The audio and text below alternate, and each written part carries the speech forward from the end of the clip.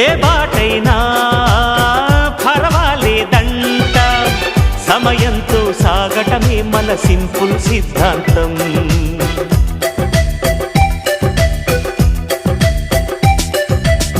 చిరుగాలికి పరిమళమిచ్చే సిరిమల్లెల వనమై ఉందాం, గగనాన్ని నేలను కలిపే హరివిల్లుల బంతెన అవుదాం.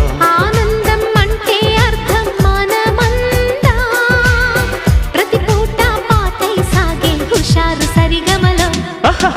ఎన్నో ఎన్నో రాగాలుండే సంగీతం కాదా, చల్లకి నవ్వుల కేరింత.